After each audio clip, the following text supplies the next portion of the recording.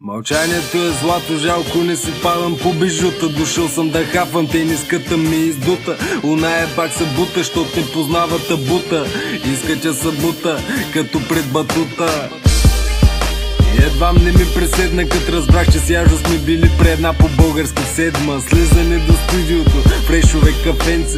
Баш ми е драго компания, изтънчени махленци. Що голям юз, шот голям прас. Даже с голям бюст не можеш да се вмъкнеш между нас. Ако те подмина в чужбина ти простима.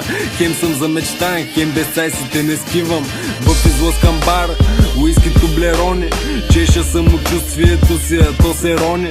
Вкъщи пиперони, мъдрости като цицерони. Аз съм врялата вода, конкурентите макарони. Това, че четеш книги, нищо не значи. Шо като всяко друго нещо и там си има буламачи. Имам няколко задачи да завърша и да завържа някаква рима, която в главите ви да се задържа. Когато бях газарче и овците въртях, яви ми се връзкарче и на мига разбрах.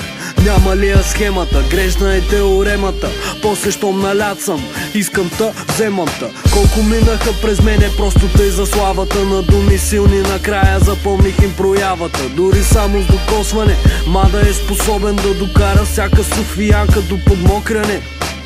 Нямам повече нощи за прахосване. Допира до кора ми е равен на омагьосване. Качиш ли нивото с мене, скокът ти смъртоносене. Всеки един след мене, видно нископосане. Мислиш, че съм добър? Скоро ще издам книга, дневниците на един истински ковър. Мечти за черен ровър и гейм овър. Белучи по лицето ти седи като шедьовър. С балкански гъсти вежди и поръчкови одежди. Агитирам жените да правят секс на първи срещи. Не са ти нужни очила, не са ти нужни лещи, за да видиш как пред юз всеки един се блещи. Всеки има своите желания и нужди. Странното е, че на мене вашите са ми чужди. От инстаграма няма по-детинска драма. Като вляза вътре сякаш попадам в свинска яма. Играя фифа на върха на Бурж Халифа. Гей на китайски се пише с 4 иероглифа. Не дей ме гледа чак толкова стресната. Ще те почерпя ракия от деликатесната. Как така тинейджерите ме издигат в култ. Щом рапирам като дядо ти след втория инсулт.